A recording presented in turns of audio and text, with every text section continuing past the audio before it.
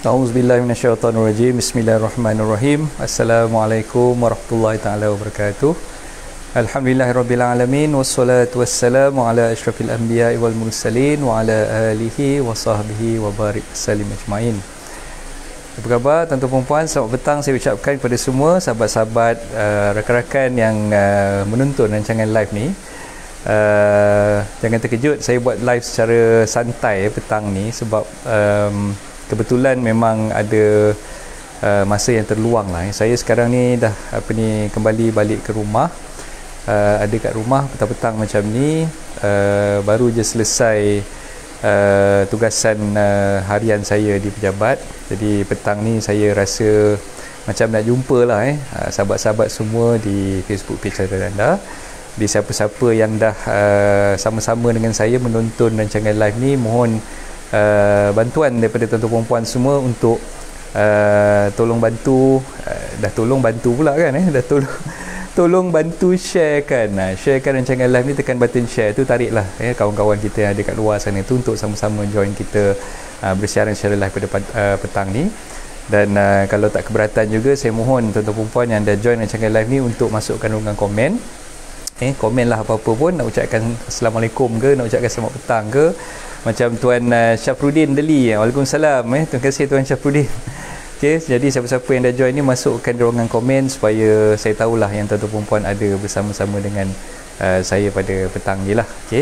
So dah biasa kita bersiaran secara live pada waktu pagi ataupun waktu malam. So kali ni saya buat siaran live, orang kata impromptu ni pada waktu petang kan. Saja je lah nak sembang-sembang kan, sambil-sambil kita duduk kat rumah, tak ada buat apa-apa ni, jadi kita bersembang je lah secara santai. Jadi tuan-tuan puan, seperti mana yang telah diumumkan semalam, semalam sebenarnya terkejut saya bila dapat berita pelaksanaan PKPD di negeri Selangor dan juga sebahagian wilayah persekutuan. Dua perkara yang bermain di fikiran saya lah. Yang pertama, sama ada PKPD ini dilaksanakan secara menyeluruh dan melibatkan semua sektor, melibatkan kami juga, para peguam yang terpaksa menutup kembali firma guaman. Sebab saya baru je dapat approval untuk beroperasi daripada MITI semalam. Sebenarnya dapat surat daripada MITI, dan semalam juga kami dah pun memulakan operasi lah. Dah buka pejabat dah, dah call klien, dah bagi tahu nak set appointment untuk sign SPA dan sebagainya. Tiba-tiba semalam juga dimaklumkan yang PKPD akan dilaksanakan. Jadi kami para peguam ni sebenarnya dalam keadaan yang confused.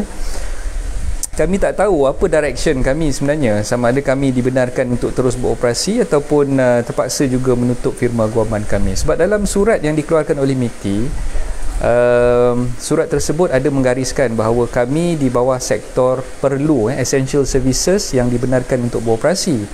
Tapi bila tengok balik arahan yang telah dikeluarkan di dalam sidang media yang disampaikan oleh Menteri Kanan Pertahanan kan, petang semalam, dah beritahu bahawa PKPD dilaksanakan di negeri Selangor dan juga di wilayah persekutuan. Jadi itu yang kami berada dalam dilema sekarang ni, sama ada boleh meneruskan operasi ataupun sebaliknya. Tapi itulah, sehingga ke saat ini saya difahamkan masih belum ada lagi makluman, terutamanya yang dikeluarkan oleh pihak Majlis Peguam, sama ada peguam masih dibenarkan untuk beroperasi ataupun sebaliknya. Dan kami berharap agar yalah, kalau boleh kita boleh beroperasi macam biasa lah, seperti mana yang dah dibenarkan dalam surat yang dikeluarkan oleh pihak MITI tersebut. Kami dibenarkan untuk beroperasi macam biasa. Dan sebab susah sebenarnya bila kita dah set appointment dengan klien, nak buat temu janji untuk menandatangani perjanjian yang dah memang sekian lama tertangguh sejak daripada awal-awal PKP 1 bulan Jun hari tu. Banyak sebenarnya, macam saya sendiri, saya semalam aja saya dah set appointment ada 5 SPA yang akan ditandatangani, dan kelima-lima tu saya terpaksa maklumkan balik untuk kata apa, tunggu makluman terkini lah yang akan dikeluarkan dalam masa terdekat ni. Sebab semua tu saya dah set pada minggu hadapan. Disebabkan dapat surat daripada MITI tu, maka mereka pun berharap agar urusan tu dapat bercepatkan dan disegerakan lah. Jadi saya pun dah buat appointment untuk sign SPA. Minggu depan ni ada 5 SPA yang nak ditandatangani, dan minggu berikutnya tu ada lagi SPA yang baru siap dan baru je boleh dimuktamadkan. Dan kami berharap agar bila berlakunya PKPD ni tidak menghalang kami para peguam untuk meneruskan khidmat kami dan membuka pejabat seperti mana yang telah dibenarkan oleh pihak MITI lah.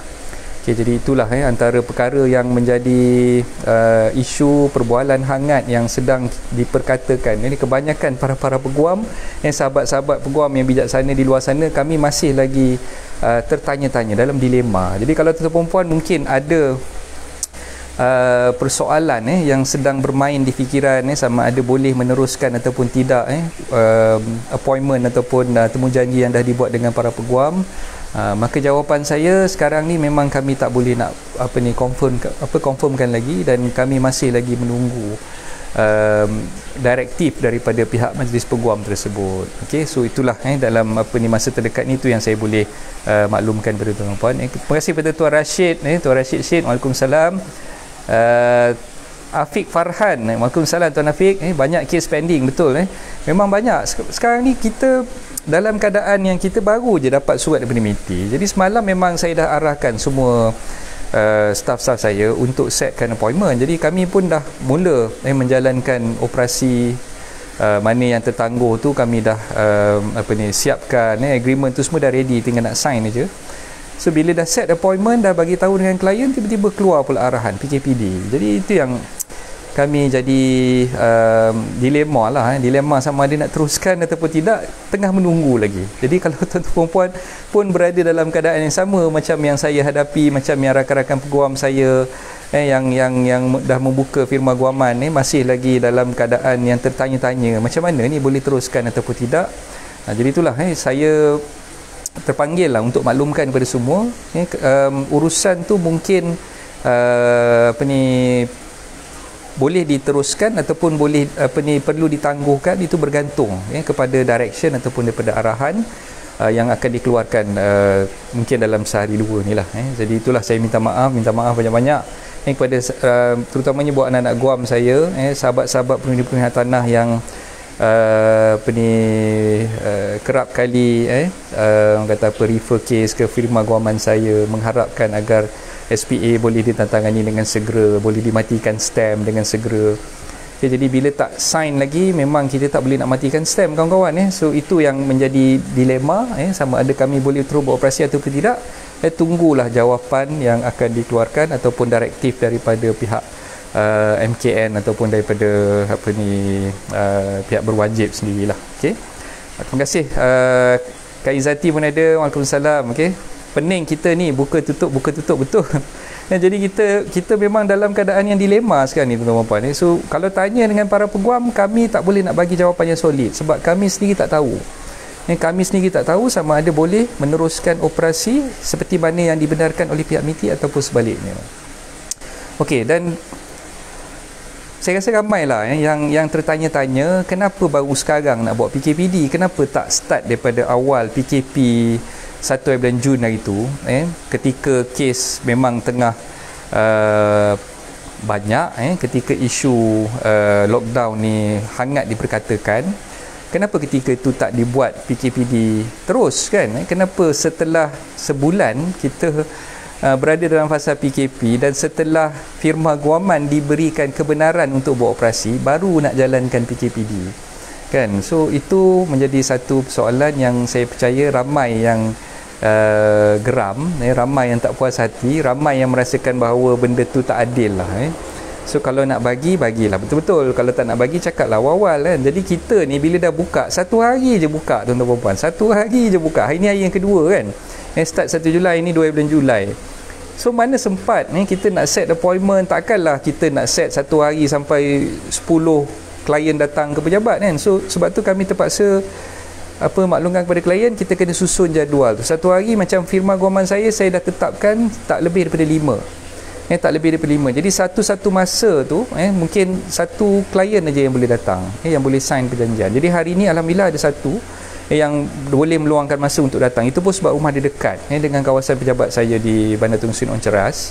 Yang lain-lain ni yang saya terpaksa bawa ke minggu depan ni, semua tu masih lagi belum boleh memberi orang kata apa jawapan yang solid lah. Kita tak boleh lagi nak bagi tahu dengan diorang sama ada boleh ataupun tidak. Jadi pendekatan yang kami ambil sekarang ni memang kami terpaksa tunggu dan lihat lah. Terpaksa tunggu dan lihat, dan diharapkan agar ada sinar cahaya di hujung tunnel. Di hujung tunnel tu nanti mungkin kita boleh meneruskan dengan operasi itu, dan insya-Allah jika ada maklumat-maklumat terkini yang saya akan yang saya bakal terima nanti, saya akan maklumkan kepada tuan-tuan puan lah, insya-Allah. Okey, dan itu sajalah untuk petang ni.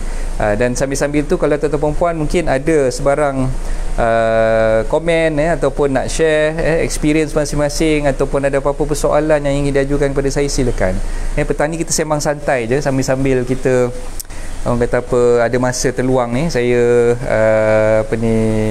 bolehlah orang kata apa menjawab apa-apa pertanyaan ataupun apa-apa soalan yang tuan-tuan nak ajukan, boleh masukkan di ruangan komen, insya-Allah kita boleh bantulah untuk menjawabnya. Okey, semua dah makan ke?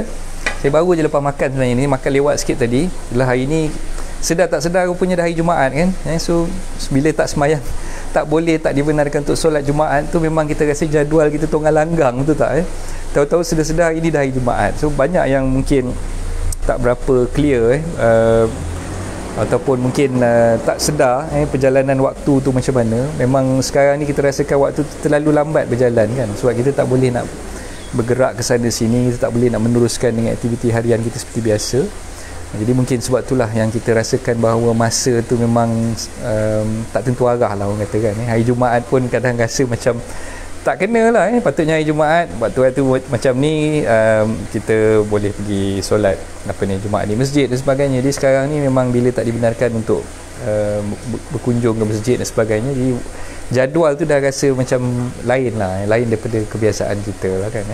Nak buat macam mana, memang benda tu dah kita akur je lah dengan arahan dan juga dengan perintah pihak berkuasa. Tapi itulah cuma perkara yang saya ingin ajukan kewajarannya, kenapa PKPD baru dibuat sekarang, kenapa tak dimulakan seawal 1 bulan Jun tempoh hari ketika kita mula-mula dalam fasa PKP lockdown hari tu.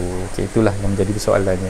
Okay, silakan tuan-tuan puan kalau ada apa-apa pertanyaan apa-apa isu yang ingin dibangkitkan, yang nak disembang-sembangkan dengan saya, boleh masukkan ruangan komen. InsyaAllah saya cuba untuk menjawab pertanyaan ataupun apa-apa soalan yang bermain di fikiran tuan-tuan puan lah sambil-sambil kita bersembang santai pada petang ni. Silakan kalau misalnya kata ada, boleh masukkan, boleh ajukan di ruangan komen. Okay.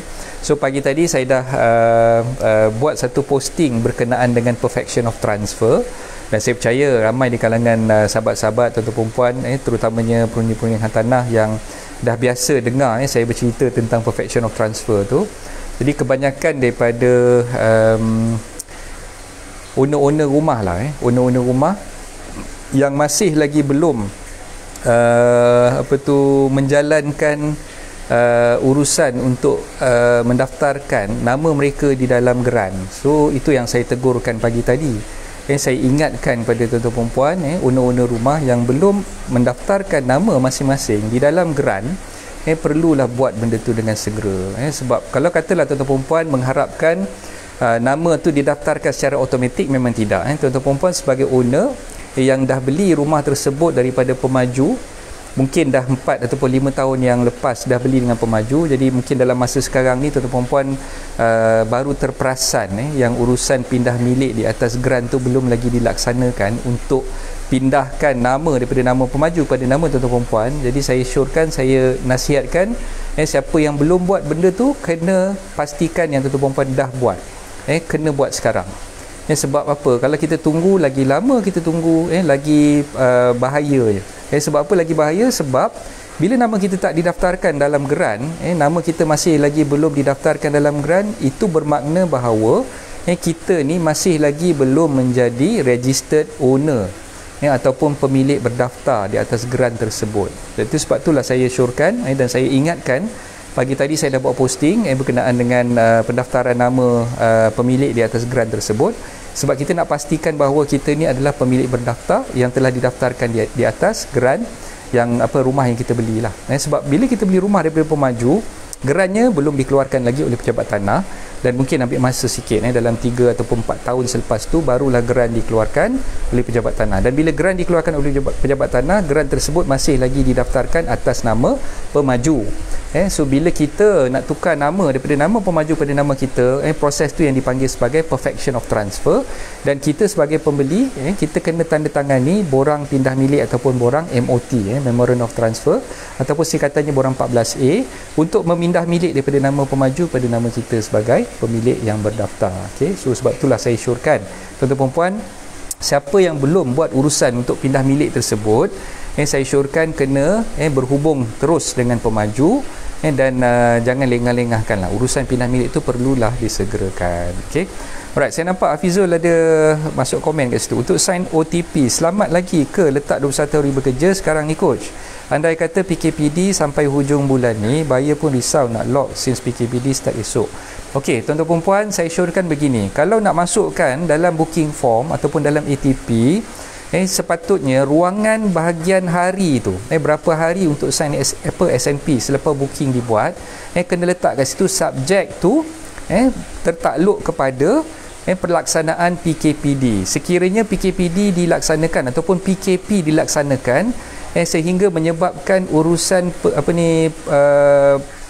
untuk menandatangani perjanjian jual beli itu terpaksa ditangguhkan, maka pelanjutan masa secara automatik boleh diberikan kepada penjual dan juga pembeli. Kena letak macam tu Hafizul, kita letakkan dalam booking form tu, kita kena tulis. Kalau booking form kita yang standard tu memang tak ada orang kata ayat standard yang dimasukkan untuk urusan menandatangani perjanjian jual beli itu, hanya diletakkan ruang kosong untuk letakkan jumlah harinya di situ. Tapi saya percaya dekat bahagian bawah OTP ataupun bawah booking form tu memang ada ruangan untuk kita tulis pakai pen, kita boleh masukkan di situ urusan untuk menandatangani perjanjian jual beli hanya akan dimuktamadkan sehingga PKP orang kata tamatkanlah. So maknanya ample time ataupun masa yang cukup boleh diberikan kepada pembeli ataupun penjual untuk menandatangani perjanjian jual beli, walaupun dalam tempoh orang kata yang diletakkan di situ dalam booking form tu kita letaklah mungkin 21 hari, tapi subjek tu tertakluk kepada upliftment ataupun penamatan perintah kawalan pergerakan, sama ada perintah kawalan pergerakan biasa ataupun PKPD lah, perintah kawalan pergerakan diperketatkan. Jadi saya syorkan kawan-kawan, sahabat-sahabat ejen-ejen hartanah, masukkan di dalam booking form tu, jangan letak 21 hari ataupun 14 hari bekerja semata-mata. Kena letakkan subjek tu tertakluk kepada penamatan perintah kawalan pergerakan oleh pihak kerajaan. So maknanya lanjutan masa tu akan diberikan secara automatik kepada pembeli ataupun kepada penjual tu sendiri. Itulah saranan saya. So ada lagi ke soalan-soalan lain daripada tuan-tuan dan puan semua? Silakan boleh masukkan dalam ruangan komen supaya kita boleh bersembang lah. Okey, Tuan Arif ada komen kat situ. Saya baru terkena owner cancel deal sebab loan LPPSA lambat dapat approval disebabkan PKP. Yes, betul Tuan Arif. Banyak sebenarnya kelewatan yang berpunca daripada LPPSA tak boleh buat operasi, pejabat tanah kita nak buat land search pun bermasalah. Apa lagi urusan-urusan yang melibatkan loan, mungkin loan approval daripada bank tu dapat lambat dan sebagainya. Jadi saranan saya lah kepada tuan-tuan puan, bagi mereka yang mungkin ada prospek buyer yang berminat nak beli, kita nak sedapkan hati mereka, dan dalam masa yang sama jangan lupa ingatkan juga kepada penjual kekangan yang dihadapi oleh para peguam, kekangan yang dihadapi oleh pejuang-pejuang hartanah macam tuan-tuan puan semua.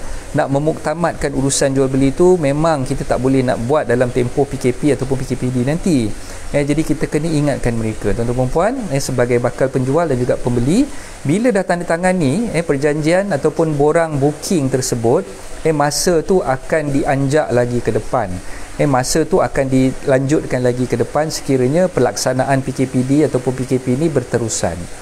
Jadi jangan risau, cakap dengan mereka, okey, mungkin ada yang ayat-ayat sinis lah yang dikatakan oleh bakal pembeli ni, tak apalah, tak payah booking sekarang, nanti tak adalah kot orang lain yang nak beli ataupun nak dapatkan rumah tersebut macam mana yang kita nak beli rumah tu daripada owner ataupun daripada ejen tu.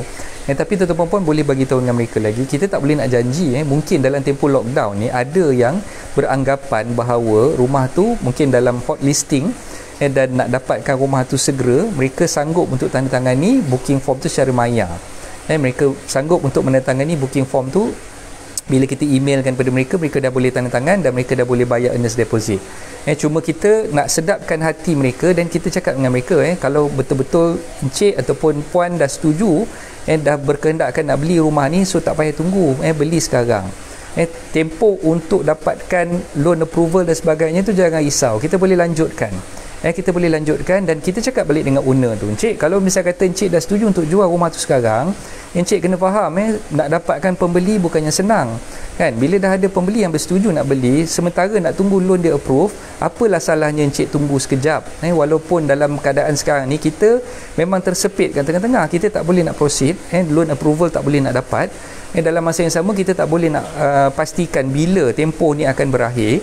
Jadi apalah salahnya kalau penjual tu boleh tunggu sekejap dan kalau dia tak ambil booking ataupun tak ambil offer daripada buyer sekarang ni pun, siapa yang boleh janjikan ada buyer-buyer yang akan datang yang setuju ataupun sudi untuk membeli rumah daripada dia kan. Jadi kita terangkan pada dia, so ini adalah offer yang diterima dan saya pun mengesyorkan sebagai ejen untuk encik ambil offer ni, tanda tanganlah booking form tu, tapi dalam masa yang sama berilah ample time, berilah masa yang orang kata apa, cukup untuk pembeli memuktamadkan pinjaman ataupun apa tu, nak dapatkan dia punya offer letter daripada pihak LPPSA ataupun daripada pihak kata apa, bank komersial tu sendirilah. Jadi itulah saranan saya kepada tuan-tuan puan, kepada Tuan Arif, kepada Hafizul, itulah benda yang saya boleh syorkan, boleh cadangkan kepada anda semua. Okey, Tuan Lokman Aziz, Waalaikumsalam, terima kasih banyak-banyak Tuan Lokman. Okey, so itu sajalah kot untuk petang ni, saja je nak sembang santai, rindu sebenarnya nak jumpa dengan anda semua dan sambil-sambil nak bagi tahulah, ramai yang bertanya dengan saya, jadi saya rasa okey tak apalah, petang ni kita buat live sekejap untuk maklumkan dalam tempoh PKPD ni boleh ataupun tidak peguam beroperasi. Jadi jawapannya kami pun masih lagi tengah menunggu arahan lanjut daripada pihak MKN, daripada pihak MITI ataupun daripada pihak Majlis Peguam tu sendiri. Jadi untuk menjawab pertanyaan pada soalan-soalan yang diajukan kepada saya buatlah rancangan live ni untuk menerangkan dengan lebih lanjut kepada anda, untuk menerangkan dengan lebih detail kepada anak-anak guam kami bahawa kami pun masih menunggu jawapan daripada pihak-pihak yang berkenaan. Jadi harap bersabar, mungkin dalam masa terdekat ni insya-Allah doakan kami mendapat jawapan yang positif dan kami masih lagi dibenarkan untuk menjalankan operasi membuka firma-firma guaman kami. Okey, insya-Allah. Okey, so itu sajalah. Yang baik itu datang daripada Allah, yang kurang baik itu datang daripada kelemahan diri saya sendiri dan kita sama-sama berdoa. Teruskan berdoa tuan-tuan puan, itulah senjata yang kita ada. Teruskan berdoa agar COVID-19 ni ditamatkan segera, diangkat daripada bumi Malaysia ni dan diangkat daripada seluruh dunia, dan kita semua berada dalam keadaan sihat walafiat, dijauhkan daripada sebarang wabak penyakit, dipermudahkan urusan dan dimurahkan rezeki, dan cepat-cepatlah kita doa agar kita boleh keluar kembali untuk menjemput rezeki, insya-Allah. Okey, so itu saja daripada saya. Assalamualaikum warahmatullahi taala wabarakatuh. Bye bye. Terima kasih.